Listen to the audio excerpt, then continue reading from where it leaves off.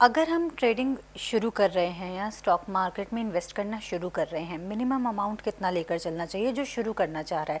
क्योंकि बड़ा amount invest करके लोग फंस जाते हैं, परेशान हो जाते हैं, तो मिनिमम अमाउंट क्या होना चाहिए? देखिए, अब यहाँ पे इसके सवाल के कई सारे लेयर्स हैं। जैसे सबसे पहला शुरुआत तो बहुत छोटे अमाउंट से करना चाहिए। ठीक है। इसका रीज़न है, जैसे कि आप मान लो कि एग्जाम्पल, आप बाहर जा रहे हो और आप देखना चाहते हो ट्रैफिक कितना है। ठीक है, आप बाहर निकले, आपने देखा यार अच्छा खासा ट्रैफिक है, तो हम अपने बच्चे को साइकिल चलाने के लिए नहीं भेजेंगे क्योंकि बाहर अच्छा खासा ट्रैफिक है।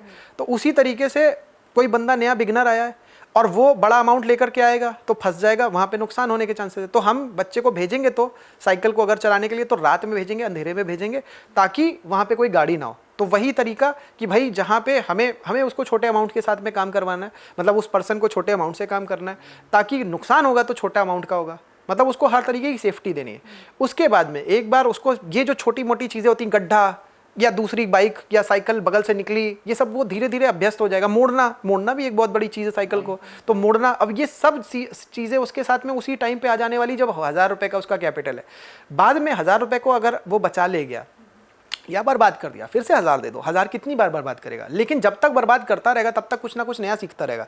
जब उसको लग जाए कि हाँ मैंने इतना सीख लिया कि 1000 का अब मैंने पहली बार देखा कि 1500 हुआ है और मैं 10 बार बर्बाद कर चुका हूँ, तो उसे समझ में आ जाएगा कि हाँ भाई मेरा थोड़ा कुछ बेटर हुआ, कॉन्फिडेंस बेटर हुआ या ट्रेडिंग बेटर हुआ, अब वो 10,000 कर ले। भाई मैंने जैसा बोला, लॉ ऑफ वाइब्रेशन क्या कह रहा है, वो कह रहा है धीरे धीरे करके आप बेटर होगे, एकदम से नहीं होगे। तो हर एक आदत जो हम बना रहे हैं वो हमको धीरे धीरे करके बेटर बनाएगी, या हमने जो स्टडीज करी वो धीरे धीरे करके करी। कुछ चीज़ें हो सकती हैं जो जल्दी हो सकती हैं, उनमें हमको टाइम नहीं लगाना चाहिए, लेकिन यहाँ पे हमें जहाँ पे टाइम अगर हमने दे दिया, अगर हमने यहाँ पे टाइम दे दिया तो शुरू में वो जो बड़ा कैपिटल बर्बाद हो सकता है वो बच जाएगा और हम इतने एक्सपीरियंस हो जाएंगे। क्योंकि देखिए, अब डॉक्टर बनना हो चाहे इंजीनियर बनना हो, वहाँ पे तो 4-4 साल देने के लिए तो तैयार हैं, यहाँ पे 1 साल 6 महीना देने के लिए कोई तैयार नहीं है। तो वो 1000 रुपये जो धीरे धीरे करके उसका बर्बाद हो रहा है, होने दो।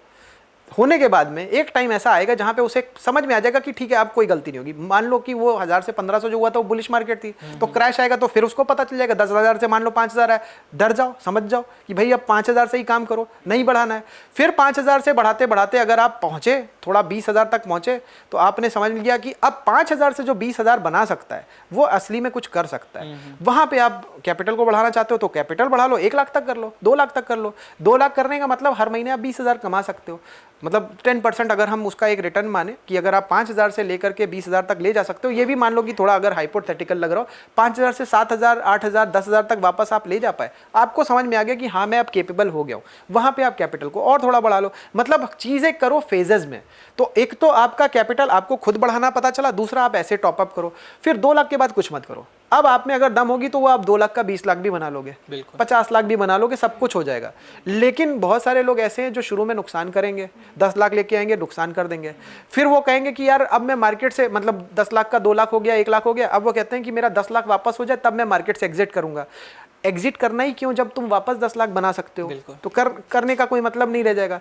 इसलिए कोई भी पर्सन जो है मार्केट में, वो मैं बार बार यही बोलूंगा कि वो आप इंश्योरेंस प्रीमियम मान लो उस 1000 रुपये को, या जो भी छोटा अमाउंट कह रहा हूँ, उसको वैसे ही खर्च करते करते फिर अल्टीमेटली जब ये बढ़ना चालू होगा तो इसको रोका नहीं जा सकता। क्योंकि देखिए, अब क्यों बढ़ेगा, ये बढ़ेगा ही क्यों, उसका भी रीज़न है। छोटा सा जर्क भी आएगा लेकिन बढ़ेगा ही क्यों, उसका रीज़न आएगा मेंटल टफनेस की वजह से, कि मेंटली आप इतना टफ हो पाए ना कि आप 1000 रुपये से काम कर पाए लगातार। आप 1000 रुपये से, आपने ये नहीं सोचा कि अरे मेरा अभी लाखों हो जाए, आपने ये सोचा कि ठीक है यार मेरा ये बच जाए। शुरू में ही छोटा सा पौधा होता है, उसको शुरू में ही बचाना होता है। वो हमने अगर बचा लिया, बाड़ लगा के बचा लिया, भेड़ बकरी से बचा लिया, सही टाइम पे पानी दिया, तो वो अब पेड़ तो बनना ही है। एक उसने हाइट पकड़ ली और वो बढ़ करके प्रूव कर चुका है कि अब मैं बचूंगा, मैं इतना मोटा उसका तना भी हो चुका है, अब वो बड़ा पेड़ बनेगा ही बनेगा। बस हमने उसकी रक्षा यहाँ तक कर दी, अब ना उसको गाय बकरी भैंस कोई नहीं खाने वाला, बस इतना हमको करना है। वो कैपिटल आप बचा ले गए। प्रॉब्लम ट्रेडर के साथ में ये कि वो ये सोचता है अरे नुकसान होगा तो कितना ही होगा, और नुकसान करने के लिए रेडी लगातार। इसलिए यहाँ पे क्या किया हमने नुकसान होने नहीं दिया। नुकसान हुआ भी तो एक उसका ट्रैप लगा दिया कि भाई इसके ऊपर जा ही नहीं सकता। आप ट्रेड में स्टॉप लॉस लगा रहे हो, मैं कह रहा हूँ कैपिटल पे स्टॉप लॉस लगा दिया और फिर आगे बढ़ाओ उसको। अब इसमें टाइम लग जाए, 1 साल लग जाए, 6 महीना लग जाए, 3 महीना लग जाए, 2 साल लग जाए, अगर 2 साल लग रहा है तो भाई अभी आप केपेबल नहीं हो, उसको बढ़ाओ, मतलब टाइम लगाओ और फिर बाद में बढ़ेगा अपने तरीके से। जैसा आपने कहा ना स्टॉप करने के लिए, इसमें एक चीज़ मैं समझना चाहता हूँ, अगर कोई बंदा मार्केट में पैसा लगा रखा है और उसने एक टाइम में 2 साल 3 साल बाद एक अच्छा प्रॉफिट बुक कर लिया, तो कब उसे वहाँ से प्रॉफिट बुक करके एग्जिट कर देना चाहिए मार्केट से, कि जिससे उसको लॉस भी ना हो और वो अच्छा प्रॉफिट निकाल सके? कब सही टाइम ऐसा आता है कि हाँ अब हमें मार्केट से निकलना है? देखिए, अब एग्जिट दो तरीकों से हो सकता है। पहला तो मैं ये बताऊंगा, दूसरा मैं इसी में एक और चीज़ बताऊंगा। देखिए, हर एक स्टॉक में वही कहानी नहीं है। जैसे कुछ हैं इंडस्ट्री सिक्लिकल, जैसे मेटल्स की है। अच्छा। तो उसमें क्या होता है, 4-4 5-5 साइड में साइकिल बनी हुई है। एक बार मतलब साइकिल का मतलब ऐसे राउंडेड बना है, एक बार बॉटम, फिर ऊपर गया, फिर वापस ऐसे आया। तो अब ऐसी कंडीशन में कहाँ पे बुक करना होगा? टॉप मोस्ट पे करना होगा। लेकिन ये फंडामेंटल आपको पता हो, ये फिनोमिनन पता हो कि भैया ऐसा इस स्टॉक में इस सेक्टर में होता है, तभी आप कर पाओगे, वरना कर ही नहीं पाओगे। तो पहली तो ये चीज़। अब दूसरी चीज़ टारगेट की मैंने जैसे बात करी, या एग्जिट की बात करी। एग्जिट दो प्रकारों से हो सकता है। एक है कि भाई आपको टारगेट पहले से पता है, तो टारगेट पे आपने कहा सेल, तो सेल हो गया, ये एक एग्जिट हुआ। दूसरा कि भाई आपको पता है टाइम के बेसिस पे कि भाई आज तक आ जाएगा टारगेट, वरना इसके बाद में इसमें रुकना खतरे से खाली नहीं है। मतलब कि हमारा पर्सन जो घर से बाहर गया है 10 बजे तक आ जाएगा, 10 बजे तक अगर नहीं आया है तो हमको ढूंढना चालू कर देना है उसको। तो वो चीज़ कि भाई हमारा एग्जिट प्लान होना चाहिए पहले से। अब वो तीसरा एग्जिट हो सकता है स्टॉप लॉस, की भाई प्रॉफिट ही नहीं दे रहा है, या आप ट्रेल कर रहे हो उसको भागते हुए में, तो आपने स्टॉप लॉस लगा के रखा, आप ज़्यादा गिर गया, प्रॉफिट में था, निकल गए हम। तो 3 तरीके हो सकते हैं ऐसे एग्जिट करने के।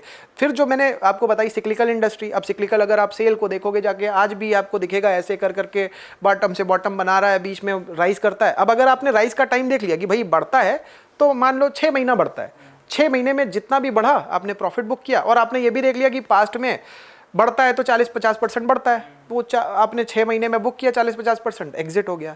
उसके ऊपर और बढ़ गया तो कोई बात नहीं, दूसरा स्टॉक ढूंढ लेंगे। तो ये सब चीज़ें पहले से पता होनी चाहिए। सारा फंडामेंटल राइट्स। ये फंडामेंटल नहीं, ये तो टेक्निकल हो गया। अच्छा। फंडामेंटल तो ये है कि भाई सेल है गवर्नमेंट की कंपनी, तो फंडामेंटली तो ठीक ही है, चलो मतलब उतनी अच्छी फिर भी नहीं है, मगर ठीक है, माने ले रहे हैं। अब कुछ ऐसी कंपनीज हैं जैसे एशियन पेंट्स, जैसे डिक्सन टेक्नोलॉजीज एक है, जैसे ट्रेंट है, ये सब ऐसे स्टॉक्स हैं, ये भागते ही जा रहे हैं, ये हायर हाई हायर लो बना रहे हैं। अब हायर हाई हायर लो अगर मैं बताऊं, तो अगर नया हाई बना और वो पिछले हाई से अगर ऊपर है तो वो हायर हाई कहलाएगा। और अगर पिछले हाई से नीचे लो हाई बना है, पिछले हाई से नीचा हाई बना है, तो वो लोअर हाई कहलाएगा। तो स्टॉक वही पकड़ने चाहिए जिसमें हायर हाई बना है। मतलब जो इंसान हर जीवन के पग पे हमेशा प्रगति करता जा रहा है, पहले कॉलेज में था तो टॉपर था, स्कूल में था तो टॉपर था, आज जॉब में गया तो वहां पे आउट परफॉर्मर बना हुआ है, कल को अपना बिजनेस चालू कर रहा है तो वहां पे भी अच्छा कर रहा है। तो ये इस तरीके का नया नया हाई बन रहा है। अब आज अगर वो बिजनेस कर रहा है और नया अच्छा कर रहा है, हर तरीके से कंपनी ग्रो कर ली सब कुछ, तो अब ये भी पता है ये कंपनियां 5 भी बनने वाली हैं। अब अदानी ग्रुप को देख लो, चाहे रिलायंस इंडस्ट्रीज को देख लो, तो ऐसे कर करके नई कंपनियां भी बनेंगी। भाई एक कंपनी में सीमित नहीं रहने वाला।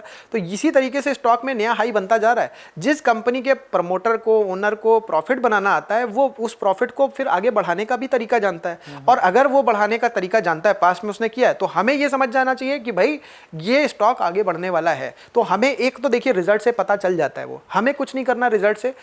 पी रेशियो जो है सर्च करना है आपने, फंडामेंटल एक वेबसाइट खुल गई, पिछले 5 साल की आप सेल देख लो, पिछले 5 साल का प्रॉफिट देख लो, हर स्टॉक हर बार जो है कितना EPS earning per share, P ratio कितना इन जनरल रहा है, उसके बेसिस पे आप बड़े आराम से जान सकते हो। अब देखिए ये हम केवल प्रॉफिट को देखने के लिए या सेल्स को देखने के लिए नहीं कर रहे हैं, हम एक्चुअल में प्रमोटर के दिमाग को पढ़ रहे हैं कि भाई उसके अंदर कैपेबिलिटी है ना बढ़ाने की, हम उसके बेसिस पे काम करेंगे। अगर आज तक बढ़ाता आया तो आगे भी बढ़ाएगा, ऐसा नहीं कोई स्टॉक। अब देखिए यहीं पे ही प्रॉब्लम सबसे बड़ी पूरी जनता को बता रहा हूँ जो भी ये पॉडकास्ट देख रही है, उनको लगता है कि यार 100 रुपए का शेयर 500 रुपए का हो गया, अरे भाई अब क्या बढ़ेगा। ये 500 रुपए का 50,000 हो सकता है। क्यों? क्योंकि उसको पता है प्रॉफिट कैसे बनाना है, और प्रॉफिट बढ़ता जाएगा बढ़ता जाएगा। जहां वो प्रॉफिट बढ़ेगा तो बढ़ेगा तो शेयर होल्डर में ही, तो स्टॉक की वैल्यू तो बढ़नी है। आप देखो आज एमआरएफ कितने का है, 1 लाख समथिंग, 1,30,000 या 1,70,000 तक शायद पहुंच चुका है। या बर्कशायर हैथावे वॉरेन बफेट की कंपनी है, वो मेरे को नहीं याद है कि 1 मिलियन का शेयर है कि कितने का, 2 लाख समथिंग डॉलर का है, कितने का मेरे को नहीं पता, लेकिन इतना बड़ा है कि एक नॉर्मल आदमी उसको बाय तक नहीं कर सकता। तो इस तरीके का अगर प्रॉफिट बना सकती है कंपनी और बनाती रह सकती है लगातार, तो इससे बड़ा तो कुछ अच्छा हो नहीं सकता। और ये हमें पकड़ में आ सकता है प्रमोटर की थिंकिंग से। प्रमोटर की थिंकिंग आप उसके स्टेटमेंट वगैरह पढ़ो, देखो, चारों तरफ फॉलो करना चालू कर दो, एक ऐसा तरीका। लेकिन कंपनियां तो 50 हैं, तो अब हम सबको तो पकड़ नहीं सकते। तो सबसे पहला क्राइटेरिया आप प्रॉफिट को देखना चालू कर दो। उसमें भी आप आरओई देख लो, कम से कम 30% तो रिटर्न ऑन इक्विटी, ये 30% तो कम से कम है। और प्रॉफिट हम मतलब अगर पिछले 5 साल में देखें बढ़ाओ, मतलब डबल हुआ हो, या नेट प्रॉफिट अगर हम देख रहे हैं तो ये 5 साल में डबल हुआ हो, सेल्स देख रहे हैं तो 5 साल में डबल हुई। इस तरीके से हम प्रमोटर को बिल्कुल अच्छे से पढ़ सकते हैं, और फिर जिसने 5 साल में किया वो अगले 15 साल 20 साल भी रखने की क्षमता रखता है।